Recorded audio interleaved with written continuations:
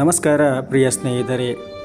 ಇಂದು ನಾನು ಹೇಳಲಿರುವ ಮಾತುಗಳು ಕೇವಲ ಕೇಳುವುದಕ್ಕಲ್ಲ. ಒಮ್ಮೆ ನಿಮ್ಮ ಮನಸ್ಸಿಟ್ಟು ಯೋಚಿಸಿದರೆ ನಿಮ್ಮ ಜೀವನವನ್ನು ನೋಡುವ ದೃಷ್ಟಿಕೋನವೇ ಬದಲಾಗಬಹುದು. ಜೀವನ ಎಂದರೇನು? ಈ ಪ್ರಶ್ನೆಗೆ ಪ್ರತಿಯೊಬ್ಬರ ಉತ್ತರ ಬೇರೆ ಬೇರೆ ಇರಬಹುದು.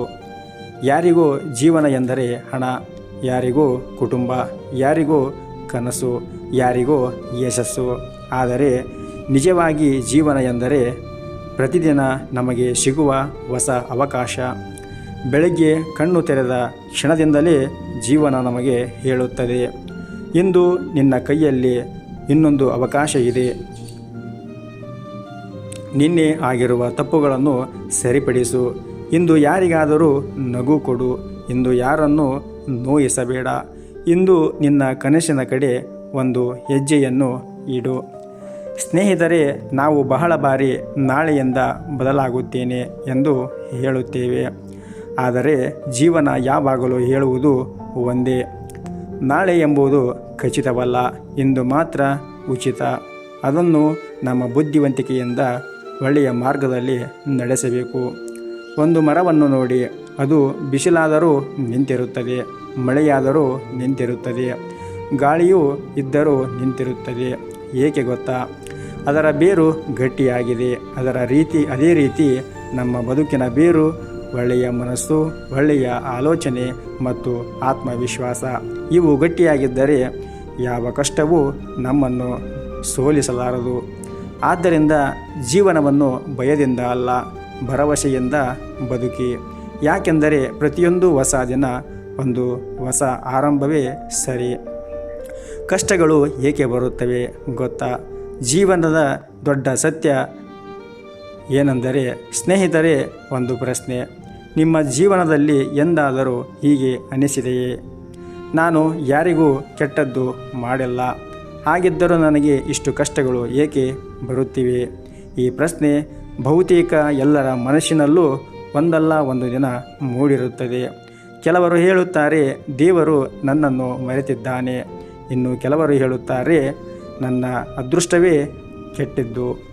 ಆದರೆ ಒಂದು ಕ್ಷಣ ಯೋಚಿಸಿ, ಕತ್ತಲೆ ಇಲ್ಲದೆ ಬೆಳಕಿನ ಬೆಲೆ ಗೊತ್ತಾಗುತ್ತದೆಯೇ? ಹಸಿವು ಇಲ್ಲದೆ ಊಟದ ರುಚಿ ತಿಳಿಯುತ್ತದೆಯೇ?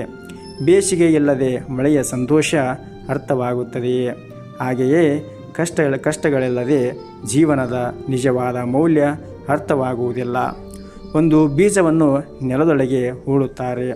ಅದರ ಮೇಲೆ ಮಣ್ಣು ಬೀಳುತ್ತದೆ, ಮಳೆ ಬೀಳುತ್ತದೆ, ಬಿಸಿಲು ಬೀಳುತ್ತದೆ. ಆದರೂ ಅದು ಸೋಲುವುದಿಲ್ಲ. ಒಂದು ದಿನ ಅದೇ ಬೀಜ ಬೃಹತ್ ಮರವಾಗಿ ಸಾವಿರಾರು ಜನರಿಗೆ ನೆರಳು ಕೊಡುತ್ತದೆ. ನಮ್ಮ ಜೀವನವು ಹಾಗೆಯೇ.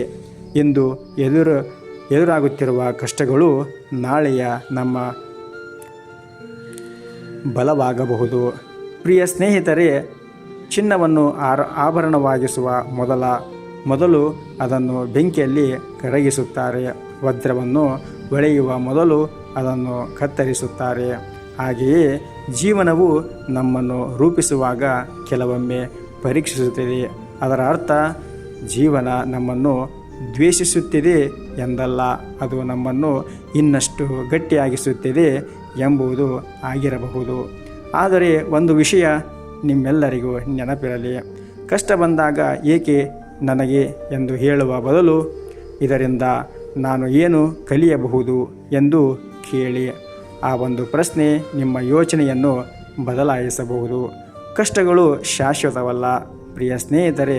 ಮಳೆ ಎಷ್ಟೇ ಜೋರಾಗಿ ಬಂದರೂ ಒಂದು ದಿನ ನಿಲ್ಲುತ್ತದೆ. ರಾತ್ರಿ ಎಷ್ಟೋ ಉದ್ದವಾಗಿದ್ದರೂ ಬೆಳಗ್ಗೆ ಬಂದೇ ಬರುತ್ತದೆ. ಹಾಗೆಯೇ ನಿಮ್ಮ ಕಷ್ಟವು ಒಂದು ದಿನ ಮುಗಿಯುತ್ತದೆ. ಆದ್ದರಿಂದ ಭರವಸೆ ಕಳೆದುಕೊಳ್ಳಬೇಡಿ. ನಿಮ್ಮನ್ನು ನೀವು ನಂಬಿ.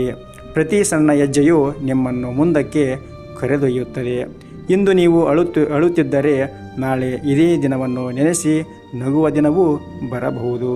ಜೀವನ ನಮಗೆ ಒಂದು ದೊಡ್ಡ ಪಾಠ ಕಲಿಸುತ್ತದೆ. ಕಷ್ಟಗಳು ನಮ್ಮನ್ನು ಮುರಿಯಲು ಬರುವುದಿಲ್ಲ, ನಮ್ಮೊಳಗಿನ ಶಕ್ತಿಯನ್ನು ನಮಗೆ ಪರಿಚಯಿಸಲು ಬರುತ್ತವೆ. ಆದ್ದರಿಂದ ಜೀವನವನ್ನು ದೂಷಿಸಬೇಡಿ. ಕಷ್ಟಗಳನ್ನು ಶಾಪ ಎಂದು ನೋಡಬೇಡಿ. ಅವು ನಮ್ಮನ್ನು ಬೆಳೆಯುವಂತೆ ಮಾಡುವ ಅನುಭವಗಳು ಆಗಿರಬಹುದು. ಪ್ರಿಯ ಸ್ನೇಹಿತರೆ, ನೆನಪಿರಲಿ, ಪ್ರತಿಯೊಂದು ಬಿರುಗಾಳಿಯ ನಂತರ ಆಕಾಶ ಮತ್ತೆ ನಿರ್ಮಲವಾಗುತ್ತದೆ. ಪ್ರತಿಯೊಂದು ಕತ್ತಲೆಯ ನಂತರ ಬೆಳಕು ಬಂದೇ ಬರುತ್ತದೆ. ಪ್ರತಿಯೊಂದು ಕಷ್ಟದ ನಂತರ ಹೊಸ ಆರಂಭಕ್ಕೆ ಅವಕಾಶ ಇದ್ದೇ ಇರುತ್ತದೆ. ಧೈರ್ಯ ಕಳೆದುಕೊಳ್ಳಬೇಡಿ. ನಿಮ್ಮ ಕತೆ ಇನ್ನೂ ಮುಗಿದಿಲ್ಲ. ಅತ್ಯುತ್ತಮ ಅಧ್ಯಾಯ ಇನ್ನೂ ಬರೆಯಬೇಕಿದೆ. ಧನ್ಯವಾದಗಳು. ಈ ವಿಡಿಯೋ ಮತ್ತು ಮಾಹಿತಿ ಇಷ್ಟವಾದರೆ ಈಗಲೇ ನಮ್ಮ ಚಾನಲನ್ನು ಸಬ್ಸ್ಕ್ರೈಬ್ ಮಾಡಿಕೊಳ್ಳಿ. ನಿಮ್ಮ ಅನಿಸಿಕೆ ಅಭಿಪ್ರಾಯಗಳನ್ನು ಕಮೆಂಟ್ ಮೂಲಕ ತಿಳಿಸಿ. ಸರ್ವೇ ಜನ ಸುಖಿನೋ ಭವಂತು. ಸಮಸ್ತ ಸನ್ಮಂಗಳಾನಿ ಭವಂತು. ಮುಂದಿನ ವಿಡಿಯೋದಲ್ಲಿ ಮತ್ತೊಂದು ವಿಷಯದೊಂದಿಗೆ ಭೇಟಿಯಾಗೋಣ. ಅಲ್ಲಿಯವರೆಗೂ ನಮಸ್ಕಾರ ಪ್ರಿಯ ಸ್ನೇಹಿತರೆ ಮತ್ತು ಸಮಸ್ತ ವೀಕ್ಷಕರೇ.